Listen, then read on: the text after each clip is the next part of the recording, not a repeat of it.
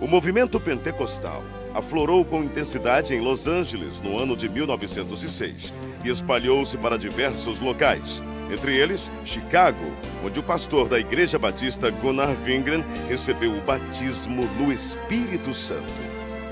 Numa convenção batista, Gunnar Wingren conheceu o jovem Daniel Berg, que também fora batizado.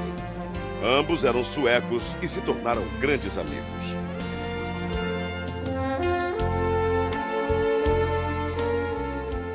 Mais tarde, em South Bend, durante uma reunião de oração, Gunnar Wingren relata aos presentes o que Deus lhes havia revelado. Brothers, the Lord has shown us that we must go to South America, to a place in Brazil called Pará.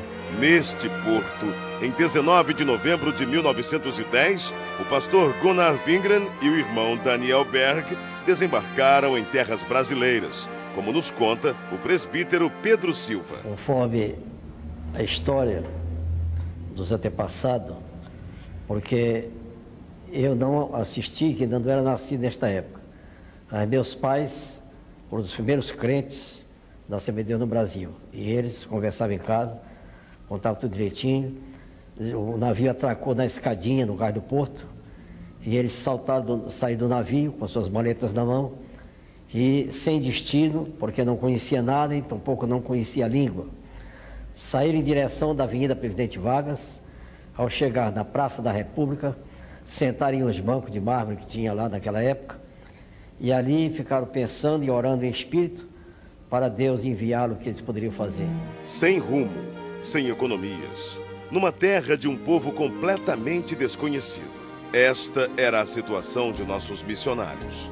O futuro era uma incógnita. A única coisa de que tinham certeza era que o Espírito Santo de Deus estava com eles.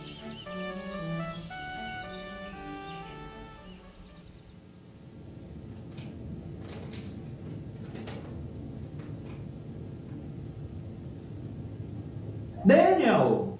Yes, go ahead, speak. The editor of the newspaper is our brother Justice Nelson, a Methodist pastor I knew in North America. Tomorrow, you look for him. He will certainly give us the necessary orientation here in Brazil. Praise the Lord, praise the Lord, Lord. Amen, amen.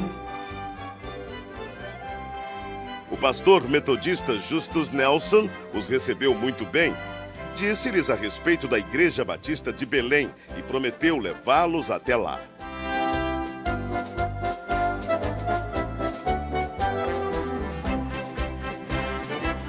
Na pequena Igreja Batista, os missionários conhecem o irmão Raimundo Nobre, líder do trabalho batista no Pará, que ofereceu-lhes abrigo nas dependências da igreja.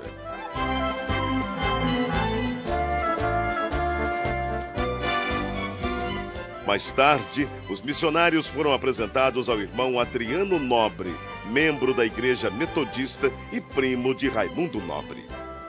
A convite do irmão Adriano Nobre, Berg e Wingren navegam pelo rio Tajaburu, até chegarem ao local chamado Boca do Ipixuna, onde ficava a casa do irmão Adriano. Ali permaneceram por algum tempo, aprendendo a língua e os costumes do país em que passariam um bom tempo de suas vidas.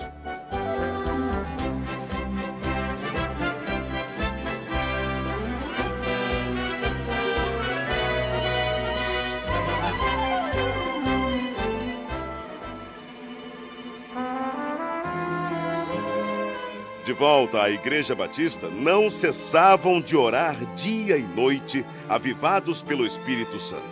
Isto causou inquietação em alguns membros, que os censuraram e os chamavam de fanáticos. Mesmo assim, os dois não se abalaram e continuaram orando e testificando sobre o batismo no Espírito Santo. Em 2 de junho de 1911, o Senhor batizou a primeira brasileira a crer nas promessas de Atos 2:39. Irmã Celina Albuquerque estava orando em sua casa quando começou a falar em línguas estranhas pelo poder do Espírito. Irmãos, o que tem acontecido aqui, o que tem acontecido conosco, é maravilhoso. não podemos deixar de falar de coisas tão maravilhosas, do cumprimento da promessa que nos foi garantida pela palavra de Deus. Não podemos fechar os olhos para o derramamento do Espírito Santo. Irmãos, não podemos deixar que doutrinas estranhas invadam nossa igreja. O fato gerou uma grave polêmica na igreja. A maioria creu na doutrina do batismo no Espírito Santo. Entretanto, outros membros, liderados pelo irmão Raimundo Nobre, rechaçaram completamente a ideia e votaram a favor da exclusão dos simpatizantes ao movimento pentecostal. As 17 pessoas que saíram da Igreja Batista se reuniram na casa da irmã Celina e ali, juntamente com os missionários Daniel Berg e Gunnar Wingren, abriram um novo trabalho. Enfim, em 18 de junho de 1911, na rua Siqueira Mendes, número 67, começava a se estabelecer a primeira Assembleia de Deus no Brasil. Enquanto o pastor Gunnar Wingren pastoreava a igreja em Belém, Daniel Berg saía como colportor, vendendo Bíblias e pregando o Evangelho em diversas cidades. Eram tempos difíceis, de longas jornadas, mas Deus jamais desamparou aqueles que lutam por sua palavra.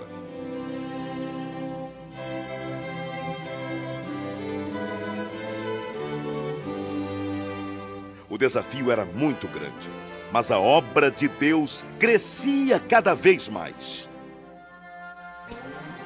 Absalão Piano, pastor pentecostal brasileiro, ordenado por Gunnar Wingren em 1913, em Rio Preto, Tajaburu do Norte.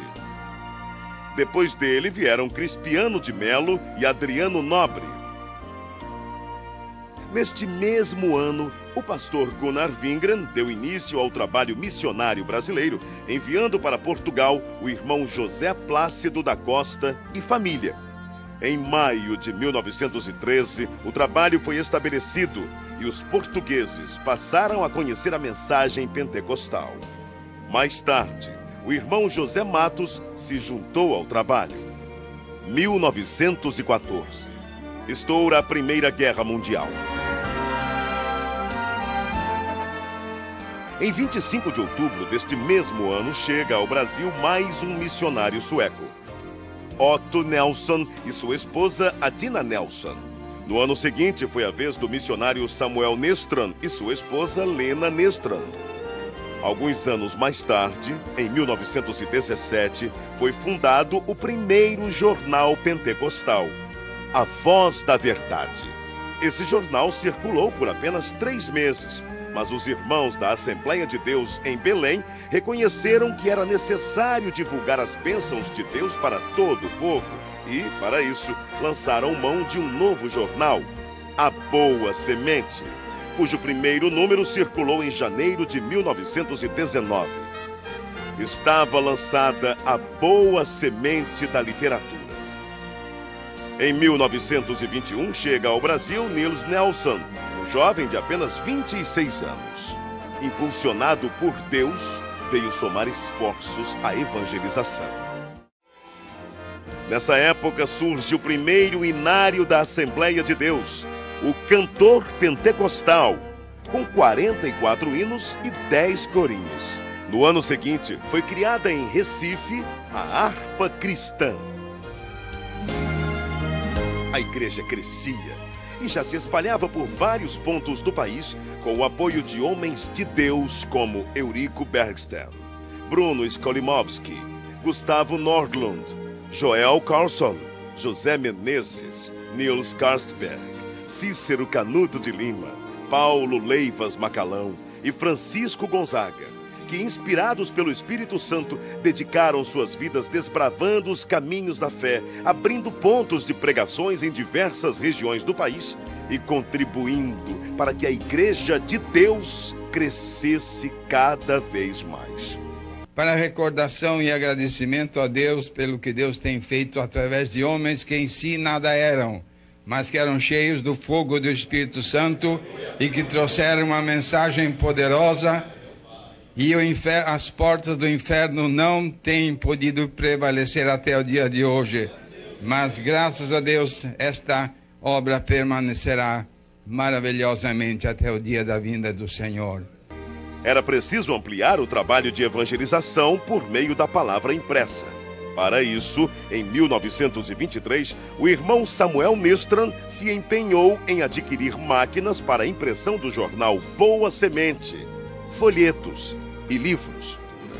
Reconhecendo o valor da literatura cristã, o pastor Gunnar Wingren e seus auxiliares resolveram fundar um jornal evangélico na capital federal, o qual denominaram Som Alegre.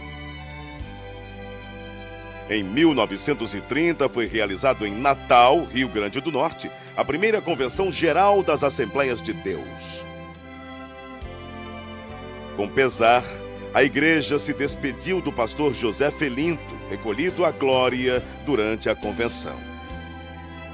Na mesma assembleia foi decidido que os trabalhos do Brasil passariam a ser dirigidos pelos obreiros nacionais, com apoio dos missionários.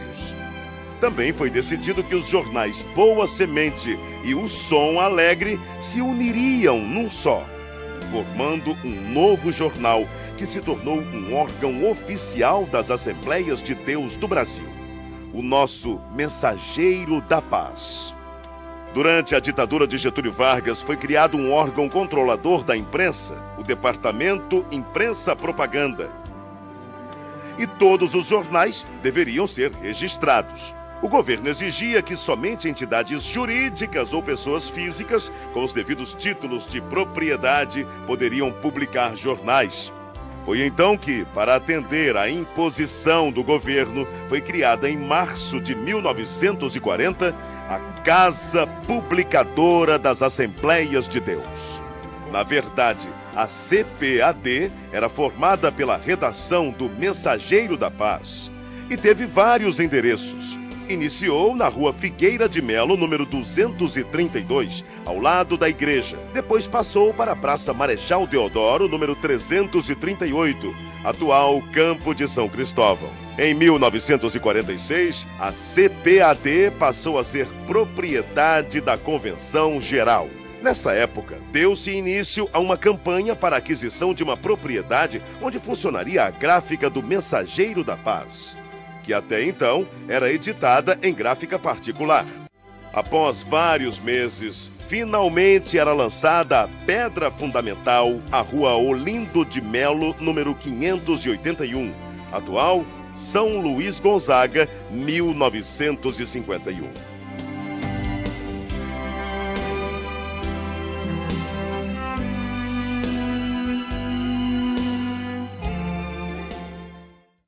Ide e pregai. É preciso ultrapassar fronteiras e chegar até os confins da terra, anunciando que Jesus Cristo é o Senhor.